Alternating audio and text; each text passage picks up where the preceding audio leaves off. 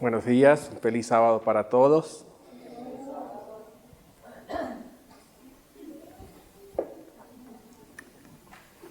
Brenton me puso en apuros esta mañana porque me dijo que cuando me subiera aquí prendiera el dispositivo del micrófono y que debía tener cuidado porque había una luz amarilla y una luz verde.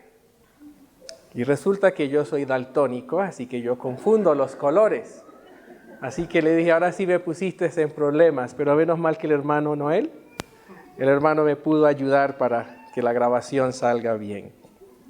Me siento muy contento de estar nuevamente con ustedes. Y en esta mañana hay algunas personas que están aquí, que de verdad me llenan de mucho gozo verlas. Por supuesto, me alegro de todos los que nos acompañan, pero me alegra mucho ver a Alex aquí esta mañana. Yo conocí a Alex cuando Alex tendría 3 años, 4 años. No sé si él se acuerda de mí, si se acuerda Alex en Bucaramanga. Y yo me encariñé mucho de Alex. Yo tendría unos 14 años y Alex tendría como 3, 4 añitos. Y recuerdo que siempre yo defendía a Alex porque sus primitos le daban duro. Así que me contenta mucho ver a Alex aquí en esta mañana, ¿verdad? Lejos de nuestro país, pero cerca los unos a los otros en espíritu y en amor. También me contenta mucho ver a Flor. Hace 12 años que estuve aquí en Bolivia, 12, 13 años. Florcita tenía nada más 10 añitos, ¿verdad? Ya pueden calcular cuántos tiene ahora. Y era una niña muy alegre, muy extrovertida. Y me contenta mucho verla ahora. Ya no es Florcita, ahora es la señora Flor. El Señor te bendiga, Flor. Y me contenta mucho ver a Odeli también, que siempre comíamos, me quedé en su casa, ¿verdad?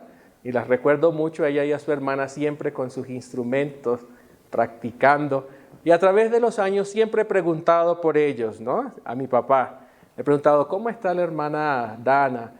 ¿Cómo está la hermana Jacqueline y Carlos? ¿Cómo está el hermano Marcelo? Y él siempre me daba muy buenos informes y me contenta ver a los jóvenes aquí buscando al Señor, que ustedes han perseverado en esa búsqueda del Señor. Vamos a abrir nuestras Biblias en Juan capítulo 17. Juan 17, versículos del 20 al 23. Juan 17, del 20 al 23.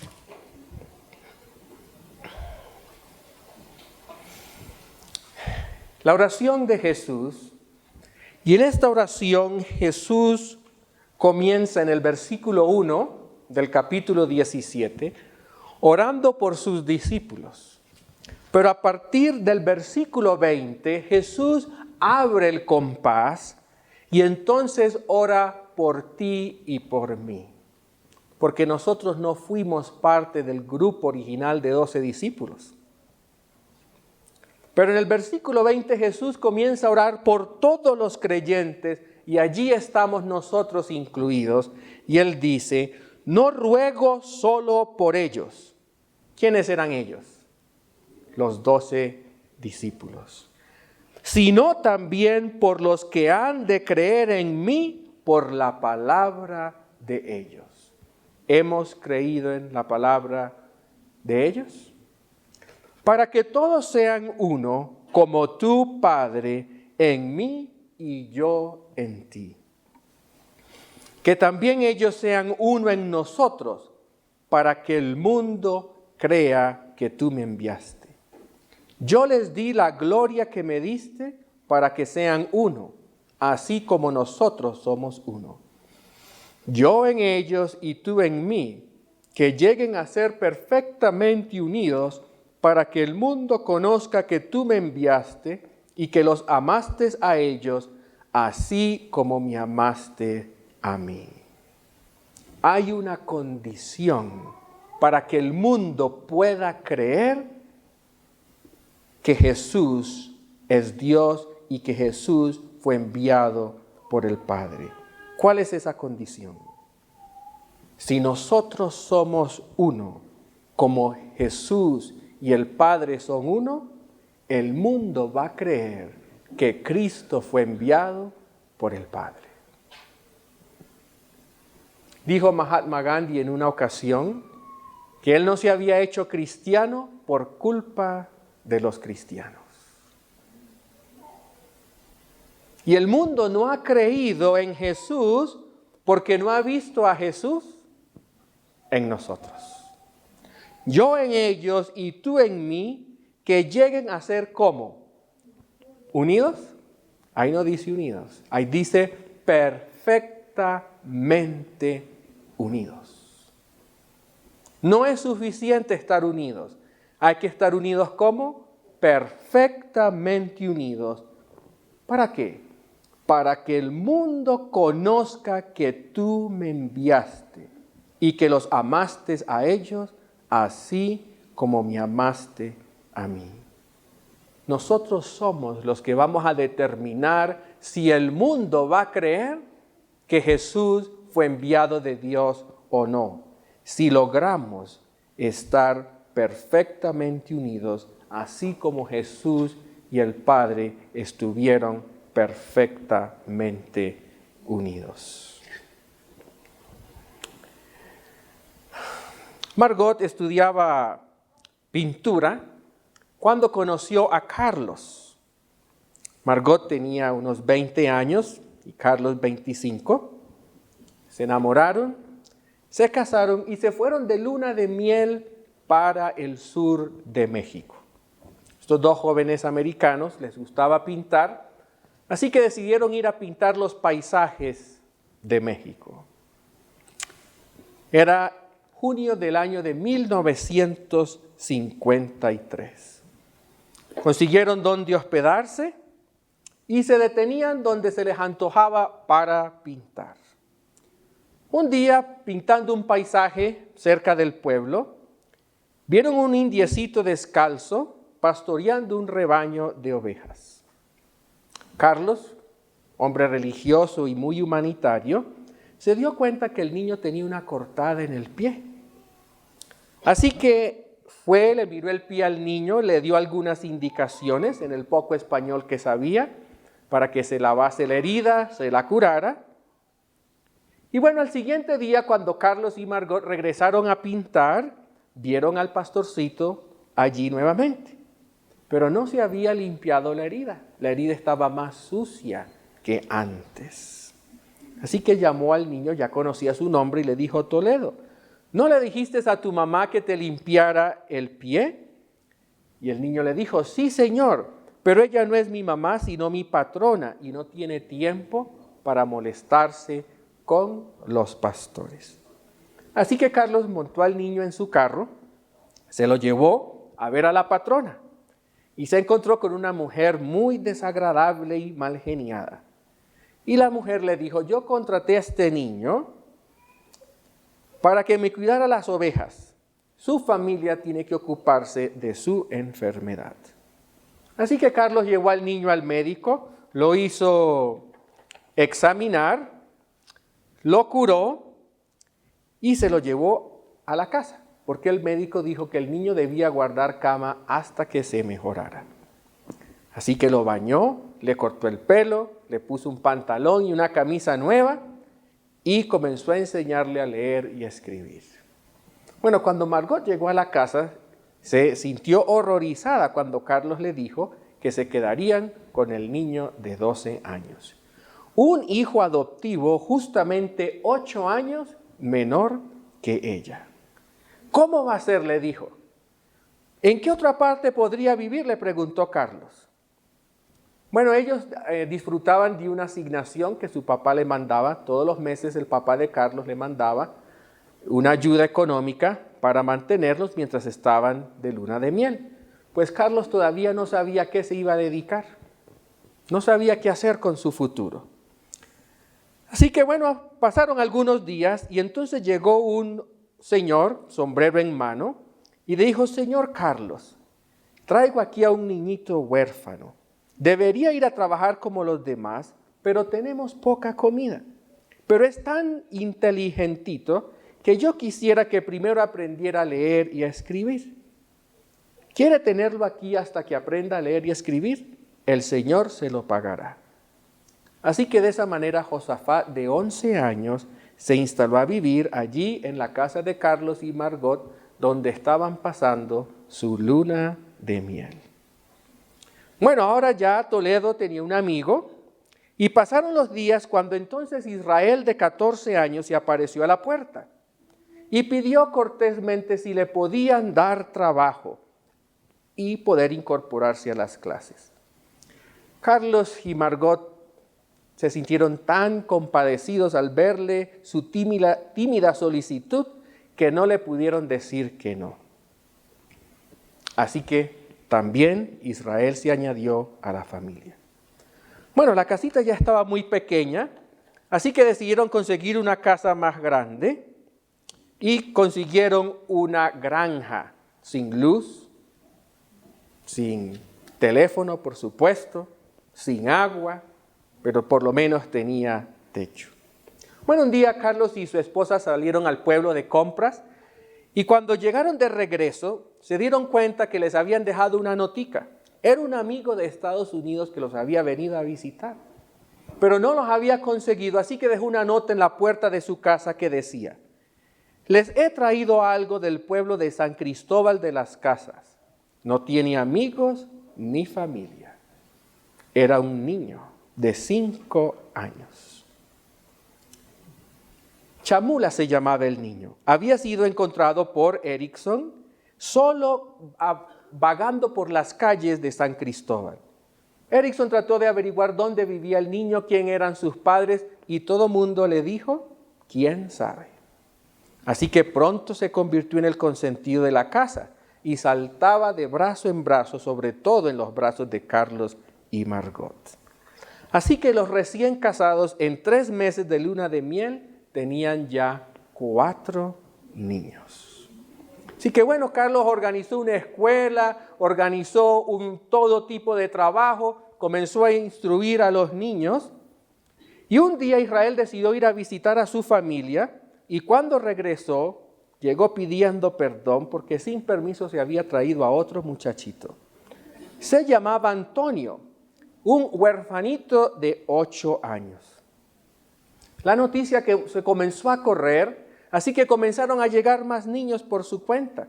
Llegó Félix, de 12 años, después 2 niños que no tenían dónde comer, también llegaron. Entonces ya habían tantos niños que Carlos tuvo que buscar a alguien que ayudara a cocinar. Así que se trajo a Margarita, viuda, con su hijita de 12 años, Juana, y una criada. Así que ya antes de cumplir el primer año de casados, Carlos y Margot tenían 11 personas viviendo con ellos en su casa.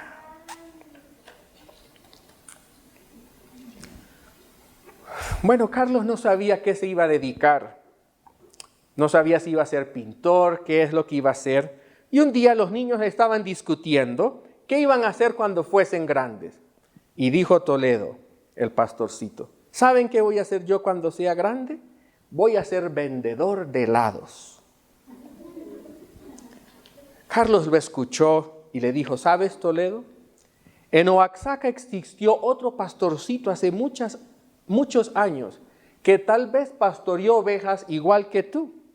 Era pobre, pero se dedicó a estudiar como tú lo haces y llegó a ser presidente de México. Y fue el padre de la República Mexicana y se llamaba Benito Juárez. Bueno, Toledo cambió de idea y decidió que no iba a ser vendedor de helados, sino que ahora quería ser presidente de México. Bueno, el tiempo pasó y mientras Carlos estaba trabajando con sus niños, se dio cuenta de cuál iba a ser su futuro. Se iba a dedicar al trabajo y al servicio por los demás. Y Carlos decidió estudiar antropología porque estudiando esos pueblos antiguos de donde descendían estos jovencitos a quienes él estaba ayudando, él podría estar mejor preparado para hacer ese trabajo. Y él descubrió su vocación a través del servicio. Nunca pensaron ellos que cuando se iban a su luna de miel a disfrutar de su tiempo solos, estas circunstancias iban a cambiar totalmente su futuro y la vocación de sus vidas. ¿Cuántos de ustedes estarían dispuestos a hacer de su luna de miel una ocasión de servicio? Cuando uno va a la luna de miel, ¿en qué está pensando? En pasarla bien, en disfrutar. No está pensando en servir a los demás, porque para eso uno tiene todo el resto de la vida, ¿verdad? Ese momento es especial. Recuerdo cuando mi esposa y yo íbamos a salir para la luna de miel, mi suegra nos dio un consejo y ella nos dijo, aprovechen para que hagan obra misionera. Y el consejo de mi suegra a mí no me gustó mucho. Y la obra misionera la haremos después. Pero de hecho nos tocó hacer obra misionera. Cuando el Señor nos llama a su servicio, no podemos poner límite de tiempo ni de circunstancia a aquello que el Señor quiere hacer con nosotros. En el Medio Oriente, allí en la Tierra Santa, hay un monasterio que queda enclavado en una muralla, en una roca muy escarpada. Y allí en ese monasterio viven media docena de ermitaños, de monjes, que se han dedicado a la soledad y al cultivo de la espiritualidad. Pero uno de ellos no pensó que eso era suficiente, así que un poco más arriba en el barranco hizo una chocita a donde le suben la comida por medio de un cesto. Sin contacto con algún otro ser humano, ha pasado muchos años allí. El día entero se lo pasa en oración y en lectura de las Escrituras. ¿Cómo define el Evangelio la espiritualidad?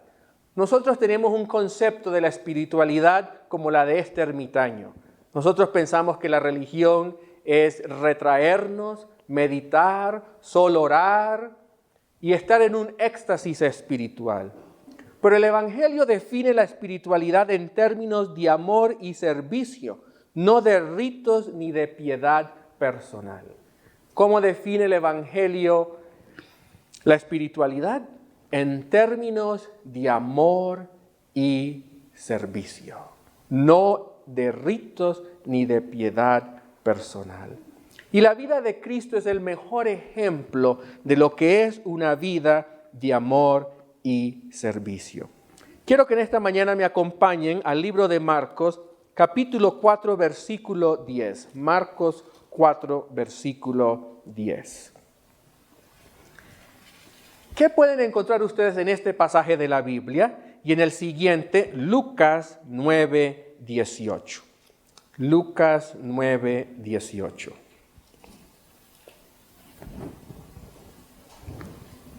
Voy a darles un tiempito para que ustedes lean y lleguen a alguna conclusión. Marcos 4, 10 y Lucas 9, 18.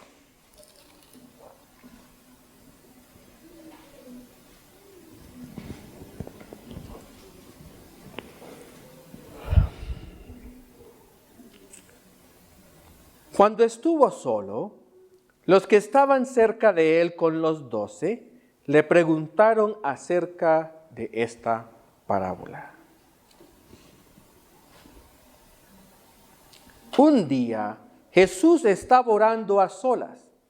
Estaban con él los discípulos y les preguntó, ¿quién dice la gente que soy yo?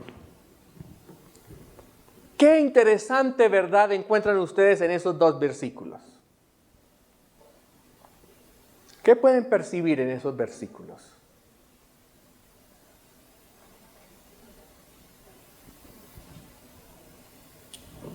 ¿Qué significaba para Jesús estar solo? ¿Qué significaba para Jesús estar solo? En el mundo moderno, donde la individualidad está por encima de la comunidad, el estar solos es un derecho que todos reclamamos. Sobre todo los jóvenes. Déjeme solo, no se meta en mi vida, déjeme en paz.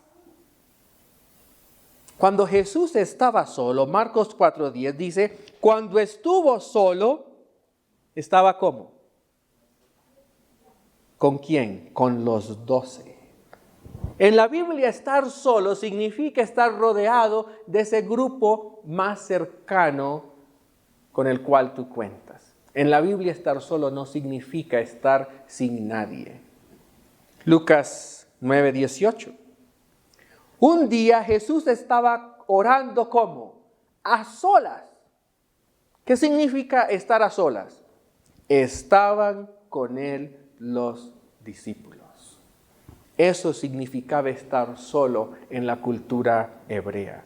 Estar solo significaba estar solo rodeado de ese grupo con el cual te comunicabas, comulgabas y era tu comunidad. Pero ¿por qué al hombre moderno le encanta estar solo? ¿Por qué nos gusta estar solos? ¿Por qué la mayoría hoy en día no disfrutan de la religión, no disfrutan de la congregación? Muchas veces decimos, la religión es de apariencias, ¿verdad? La iglesia nos critica demasiado, se mete mucho en nuestra vida, son hipócritas. Son muchas de las razones que damos para nosotros aislarnos del cuerpo de Cristo, sobre todos aquellos que son más jóvenes. Y nos gusta estar solos para que nadie se meta con nosotros, para que no nos llamen la atención por nuestro mal proceder y para que podamos hacer lo que nosotros queremos sin ningún estorbo. Fritz Perls, fundador de la Escuela de Psicoterapia Gestalt, escribió el siguiente poema, quiero compartir con ustedes. Y el poema reza: yo hago lo mío y tú lo tuyo. No estoy en este mundo para vivir al nivel de tus expectativas, ni tú estás en el mundo para alcanzar mis expectativas. Tú eres tú y yo soy yo. Si por casualidad nos encontramos el uno con el otro, esto es hermoso, pero si no, no hay remedio. Así piensa el hombre moderno, donde la individualidad está por encima de la comunidad. Pero el plan de Dios es mucho más elevado que sencillamente tú haces lo tuyo y yo hago lo mío. Cuando Dios hizo el mundo, vamos al libro de Génesis, cuando Dios creó este mundo, es muy interesante. Vamos a Génesis capítulo 1, el versículo 12. Leamos desde el 11. Después dijo Dios: produzca la tierra hierba verde que dé semilla y árboles frutales que den fruto según su género, con su semilla en ella. Y así sucedió. Y la tierra produjo hierba verde que da semilla según su naturaleza, y árboles frutales con la semilla en su fruto según su género. Y vio Dios que era como bueno. Versículo 18, leamos desde el 17. Y Dios las puso en la expansión del cielo para alumbrar la tierra, para regir el día y la noche, y para separar la luz de las tinieblas. Y vio Dios que era ¿qué? Bueno. Versículo 21. Y creó Dios los grandes animales marinos y todo ser viviente que bulle en el agua, según su género, y toda ave alada según su especie, y vio Dios que era bueno. Versículo 25. Y Dios hizo animales silvestres según su género, ganado según su género, y todo reptil según su especie, y vio Dios que era ¿qué? Bueno. En todo el relato del Génesis hay una sola cosa que Dios vio que era mala. ¿Cuál fue? Génesis 2:18. Y dijo Dios el Señor: no es bueno que el hombre esté solo. Desde el inicio de la Biblia, Dios nos creó para vivir en comunidad. Lo único malo que Dios vio en la creación fue que el hombre estaba solo. Jesús nunca estuvo solo. Cuando estuvo solo, tenía 12 personas a su alrededor. Nuestro concepto de la individualidad hoy en día nos ha alienado del propósito de Dios para la humanidad, que es vivir para servir a los demás. Dios nos une para su servicio. La palabra comunidad viene del verbo comunicar, y el verbo comunicar significa compartir con otros lo que uno tiene. ¿Qué significa comunicar? Compartir con otros lo que uno tiene. A veces uno lo que tiene es una historia, así que uno ¿qué hace? La comunica. Uno puede tener una buena noticia, la comunica. O uno puede tener algo que quiere compartir y lo comunica. Entonces, comunicar significa compartir con otros lo que uno tiene. Pero la palabra comunidad también viene del verbo comulgar. ¿Y qué significa comulgar? Significa coincidir con otros en pensamientos y sentimientos. Así que para que nosotros podamos ser parte de la comunidad de Cristo, ¿qué necesitamos? Compartir con los demás lo que tenemos. ¿Y qué tenían Carlos y Margot? ¿Tenían mucho que dar? Tenían mucho amor, ¿verdad? Eso tenían para dar. Y también tenemos que coincidir con otros en pensamientos y sentimientos. Porque cuando no pensamos y sentimos de la misma manera, vamos a caer en contradicción. Y entonces la individualidad va a estar por encima de la comunidad. En la comunidad de Cristo, en el cuerpo de Cristo, como dice 1 Corintios 12:12, hemos de aceptarnos, animarnos y sostenernos unos a otros. En el siglo XIX, el presidente Thomas Jefferson encargó a 2 hombres, a Lewis y a Clark, para hacer una expedición para conocer todo el territorio de Estados Unidos que se desconocía. Y ellos pudieron llegar hasta el mar Pacífico. Y ellos con un grupo de 30 hombres estuvieron haciendo esta expedición que duró 2 años. Y llegaron a estar tan unidos que de noche cuando uno tosía, todos los demás sabían quién era el que se estaba resfriando. Y dice la Biblia en Juan 13, versículo 35, Juan 13, 35. En esto conocerán todos que sois mis discípulos si os amáis unos a otros. El amor no es una opción, no es una alternativa, es un mandato de parte de Dios. No es que Dios nos diga, si quieres, hazlo. Es un mandato. Si perteneces a Dios, ¿qué haces? Amas a tus hermanos. En esto conocerán todos que sois mis discípulos si os amáis unos a otros. Cuando nosotros leemos la Biblia, nos damos cuenta que Dios hizo la Biblia en plural. No hizo la Biblia en singular. La Biblia no fue escrita para yo buscar mi salvación de manera personal.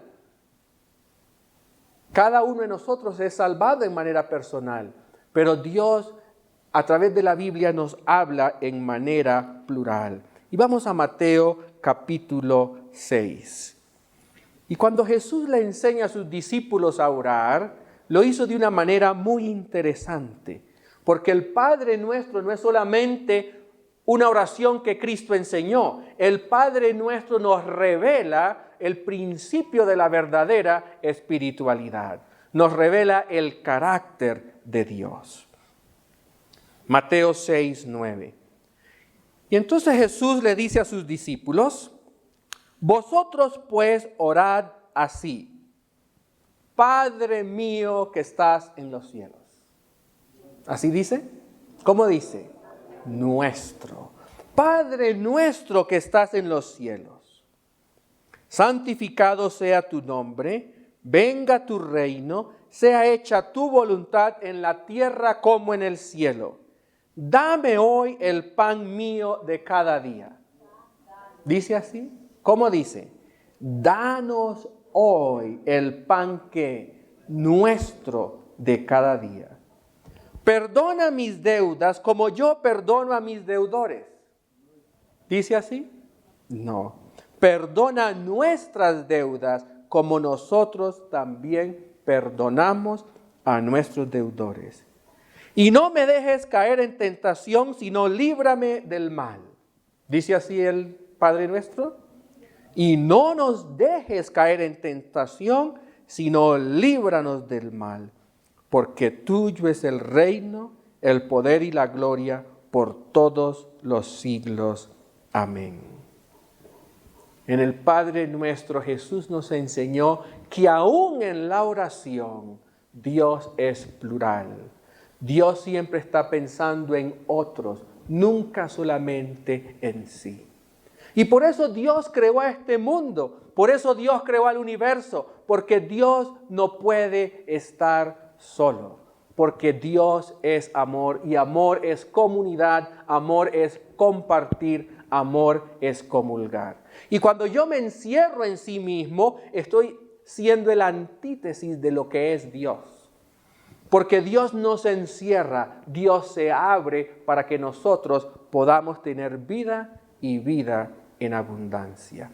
Dios abrió todos los tesoros del cielo para que nosotros que decidimos huir de Él pudiésemos ser restaurados y reconciliados con Él nuevamente.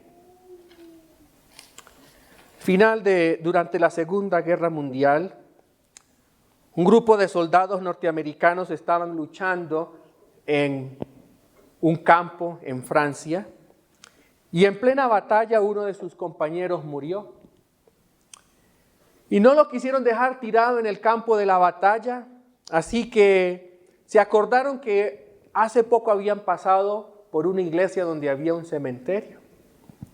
Así que cargaron al cuerpo de su compañero, regresaron hasta donde estaba la iglesia y allí los recibió un sacerdote, un abuelito.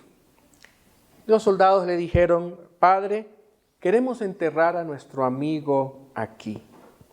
El sacerdote no sabía mucho inglés, pero pues viendo el muerto y la situación, comprendió lo que estaba pasando. Y el sacerdote les respondió: lo lamento, solo podemos enterrar aquí a los que son de nuestra fe. Solo los católicos entran a este cementerio. Así que bueno, los soldados se dieron media vuelta y muy tristes, fueron a enterrar el cuerpo de su amigo en otra parte. Entonces el sacerdote se conmovió y los llamó y les dijo: vengan, lo pueden enterrar aquí cerca de la cerca, pero por fuera. Así que bueno, los soldados cavaron la tumba y enterraron a su amigo y se fueron. Bueno, la mañana siguiente ellos recibieron la orden de continuar su viaje, pero decidieron que querían despedirse, darle la última despedida a su amigo. Así que regresaron a la iglesia y no encontraron la tumba.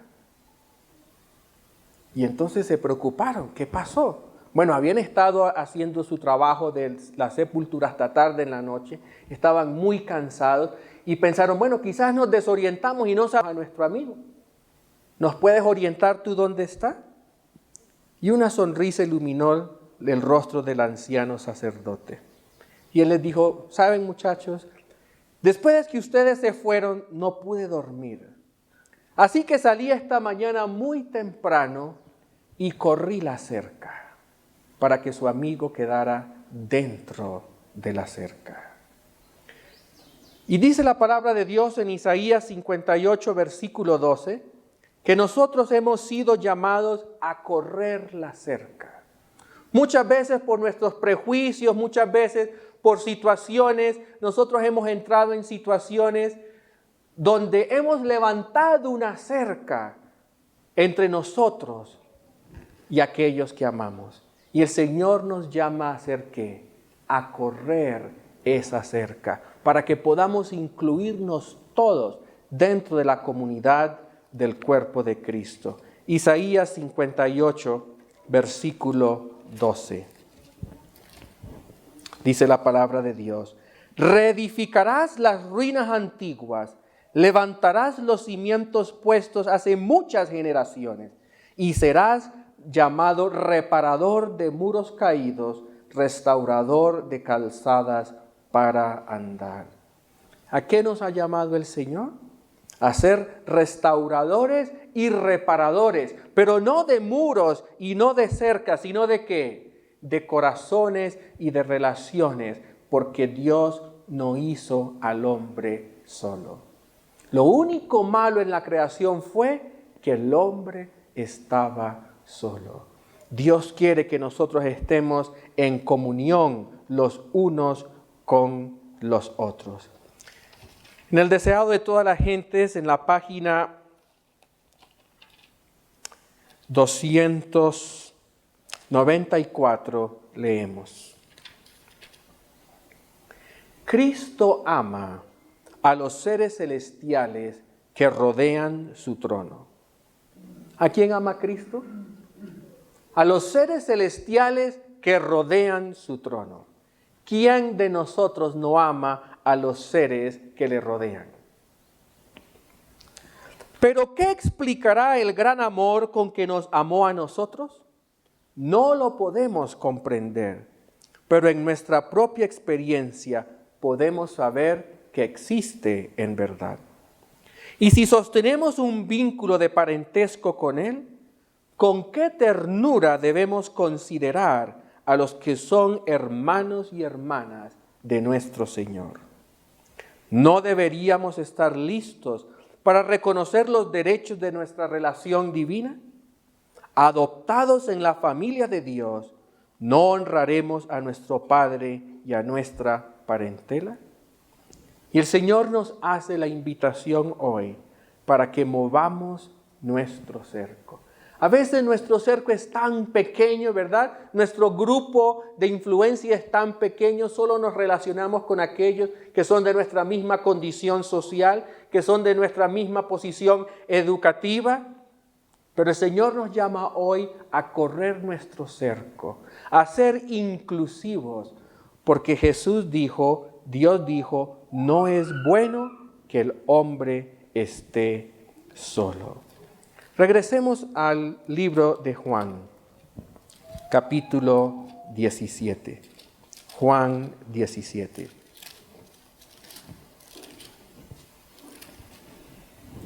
Versículo 20. No ruego solo por ellos, sino también por los que han de creer en mí por la palabra de ellos, para que todos sean uno como tu Padre en mí y yo en ti, que también ellos sean uno en nosotros, para que el mundo crea que tú me enviaste. Yo les di la gloria que me diste, para que sean uno, así como nosotros somos uno. Yo en ellos y tú en mí, que lleguen a ser perfectamente unidos, para que el mundo conozca que tú me enviaste y que los amaste a ellos, así como me amaste a mí. Que el Señor nos bendiga en este día y que cada uno de nosotros pueda reconocer qué cercos hemos colocado en nuestras vidas. A veces el cerco es una barrera emocional. A veces el cerco es un rechazo. A veces el cerco es un complejo. A veces el cerco puede manifestarse de muchas maneras que me impide abrir mi corazón y poderme relacionar como Cristo quiere. ¿Qué significa comunidad? Significa comunicar. ¿Qué significa comunicar? Dar lo que uno tiene. ¿Y qué significa comunicar? Comulgar, estar de acuerdo en qué? En pensamiento y en sentimiento. El Señor quiere que nosotros lleguemos a ser parte del cuerpo de Cristo. Y en el cuerpo de Cristo todos somos importantes. No hay un miembro menor, no hay un miembro superior. Todos los miembros, cumpliendo sus funciones, son necesarios en el cuerpo de Cristo. Que el Señor nos guarde en este día y que podamos ser reparadores de portillos, restauradores, y que podamos ampliar el cerco para que otros puedan conocer la gloria de Dios y creer que Jesús ha sido enviado del Padre. Amén.